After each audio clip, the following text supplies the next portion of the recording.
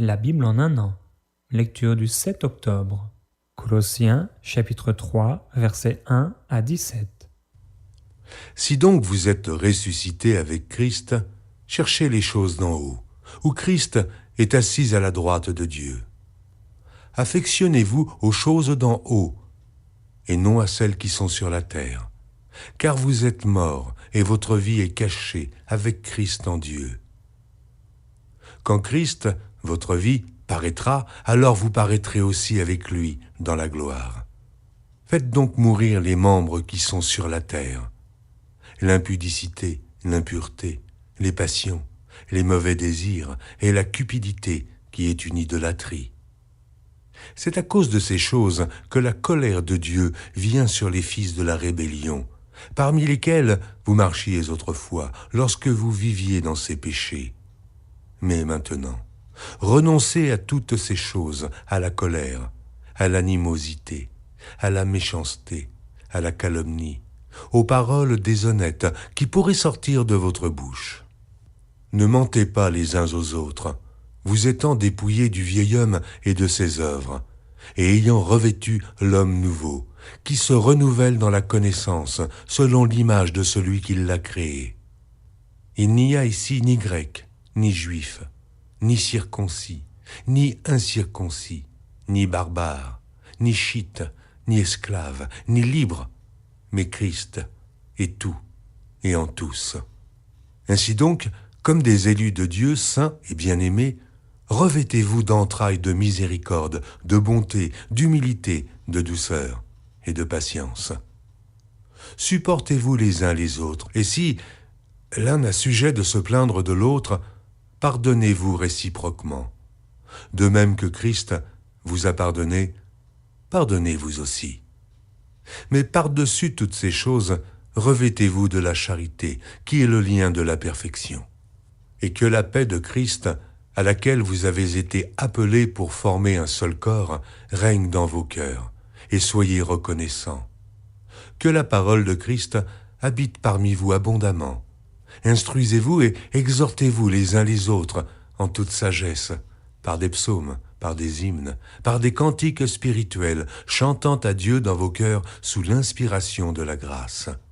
Et quoi que vous fassiez en parole ou en œuvre, faites tout au nom du Seigneur Jésus, en rendant par lui des actions de grâce à Dieu le Père. Jérémie, chapitre 8, versets 8 à 22. Comment pouvez-vous dire « Nous sommes sages, la loi de l'Éternel est avec nous » ?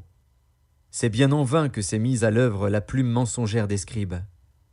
Les sages sont confondus, ils sont consternés, ils sont pris. Voici, ils ont méprisé la parole de l'Éternel, et quelle sagesse ont-ils ? C'est pourquoi je donnerai leurs femmes à d'autres, et leurs champs à ceux qui les déposséderont. Car depuis le plus petit jusqu'au plus grand, tous sont avides de gain. Depuis le prophète jusqu'au sacrificateur, tous usent de tromperie. Ils pensent à la légère la plaie de la fille de mon peuple. Paix, paix, disent-ils, et il n'y a point de paix. Ils seront confus, car ils commettent des abominations. Ils ne rougissent pas, ils ne connaissent pas la honte. C'est pourquoi ils tomberont avec ceux qui tombent, ils seront renversés quand je les châtierai, dit l'Éternel. Je veux en finir avec eux, dit l'Éternel. Il n'y aura plus de raisins à la vigne, plus de figues au figuier, et les feuilles se flétriront. Ce que je leur avais donné leur échappera. Pourquoi restons-nous assis ? Rassemblez-vous et allons dans les villes fortes pour y périr. Car l'Éternel, notre Dieu, nous destine à la mort. Il nous fait boire des eaux empoisonnées parce que nous avons péché contre l'Éternel. Nous espérions la paix, et il n'arrive rien d'heureux. Un temps de guérison, et voici la terreur. Le hennissement de ses chevaux se fait entendre du côté de Dan, et au bruit de leur hennissement, toute la terre tremble. Ils viennent, ils dévorent le pays et ceux qui le renferment, la ville et ceux qui l'habitent. Car j'envoie parmi vous des serpents, des basiliques, contre lesquels il n'y a point d'enchantement. Ils vous mordront, dit l'Éternel. Je voudrais soulager ma douleur. Mon cœur souffre au-dedans de moi. Voici les cris de la fille de mon peuple retentissent sur la terre lointaine. L'Éternel n'est-il plus à Sion ? N'a-t-elle plus son roi au milieu d'elle ? Pourquoi m'ont-ils irrité par leurs images taillées, par des idoles étrangères? La moisson est passée, l'été est fini, et nous ne sommes pas sauvés. Je suis brisé par la douleur de la fille de mon peuple, je suis dans la tristesse, l'épouvante me saisit. N'y a-t-il point de baume en Galaad? N'y a-t-il point de médecin? Pourquoi donc la guérison de la fille de mon peuple ne s'opère-t-elle pas? Jérémie, chapitre 9. Oh! Si ma tête était remplie d'eau, si mes yeux étaient une source de larmes, je pleurerais jour et nuit les morts de la fille de mon peuple. Oh! Si j'avais au désert une cabane de voyageurs, j'abandonnerais mon peuple, je m'en éloignerais. Car ce sont tous des adultères. C'est une troupe de perfides. Ils ont la langue tendue comme un arc et lancent le mensonge. Ce n'est pas par la vérité qu'ils sont puissants dans le pays, car ils vont de méchanceté en méchanceté, et ils ne me connaissent pas, dit l'Éternel. Que chacun se tienne en garde contre son ami, et qu'on ne se fie à aucun de ses frères, car tout frère cherche à tromper, et tout ami répand des calomnies. Ils se jouent les uns des autres, et ne disent point la vérité. Ils exercent leur langue à mentir, ils s'étudient à faire le mal. Ta demeure est au sein de la fausseté. C'est par fausseté qu'ils refusent de me connaître, dit l'Éternel. C'est pourquoi ainsi parle l'Éternel des armées. Voici, je les sonderai, je les éprouverai. Car comment agir à l'égard de la fille de mon peuple? Leur langue est un trait meurtrier. Ils ne disent que des mensonges. De la bouche, ils parlent de paix à leur prochain, et au fond du cœur, ils lui dressent des pièges. Ne les châtierai-je pas pour ces choses-là, dit l'Éternel? Ne me vengerai-je pas d'une pareille nation? Sur les montagnes, je veux pleurer et gémir. Sur les plaines du désert, je prononce une complainte. Car elles sont brûlées. Personne n'y passe. On n'y entend plus la voix des troupeaux. Les oiseaux du ciel et les bêtes ont pris la fuite, ont disparu. Je ferai de Jérusalem un monceau de ruines, un repère de chacals, et je réduirai les villes de Juda en un désert sans habitants. Où est l'homme sage qui comprenne ces choses? Qu'il le dise, celui à qui la bouche de l'Éternel a parlé. Pourquoi le pays est-il détruit, brûlé comme un désert où personne ne passe? L'Éternel dit, c'est parce qu'ils ont abandonné ma loi, que j'avais mise devant eux, parce qu'ils n'ont point écouté ma voix, et qu'ils ne l'ont point suivie. Parce qu'ils ont suivi les penchants de leur cœur, et qu'ils sont allés après les Baals, comme leurs pères le leur ont appris.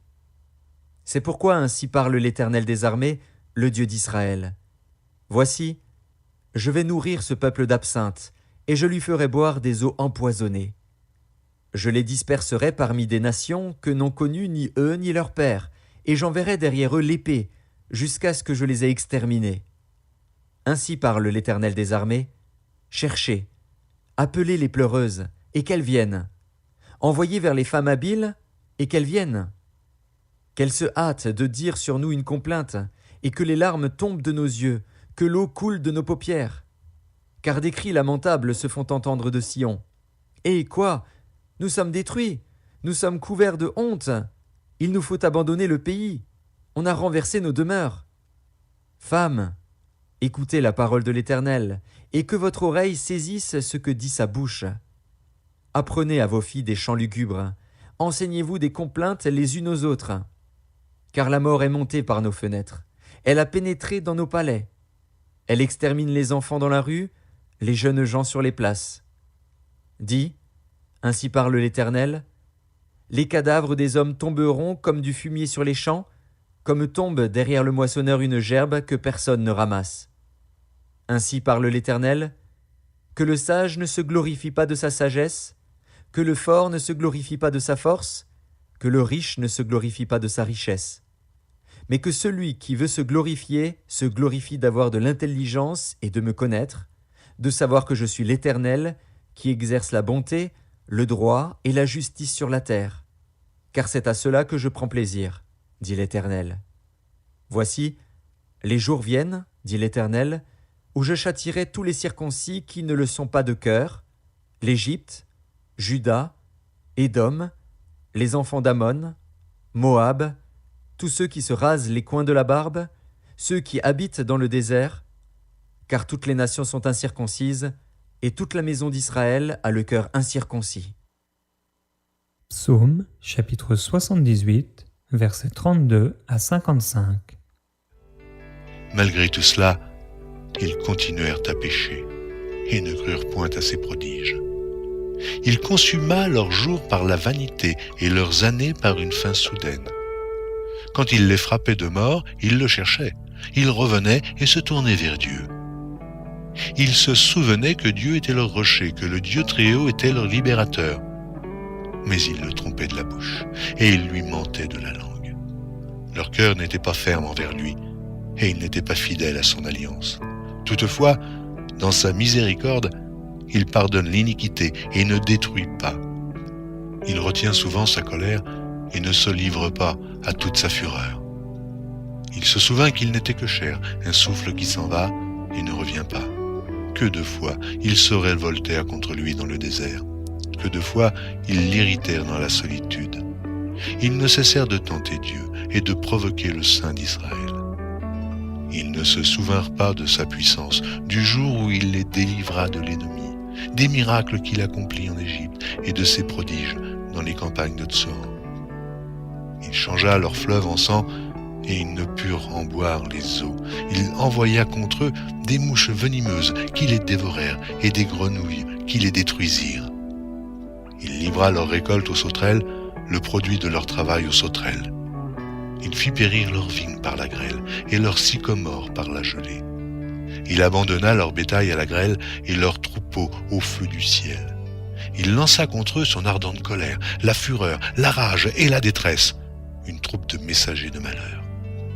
Il donna libre cours à sa colère, il ne sauva pas leur âme de la mort, il livra leur vie à la mortalité. Il frappa tous les premiers-nés en Égypte, les prémices de la force sous les tentes de Cham. Il fit partir son peuple comme des brebis, il les conduisit comme un troupeau dans le désert. Il les dirigea sûrement pour qu'ils fussent sans crainte, et la mer couvrit leurs ennemis. Il les amena vers sa frontière sainte, vers cette montagne que sa droite a acquise. Il chassa devant eux les nations, leur distribua le pays en héritage, et fit habiter dans leurs tentes les tribus d'Israël. Proverbe chapitre 24, verset 27. Soigne tes affaires au dehors, mets ton champ en état, puis tu bâtiras ta maison.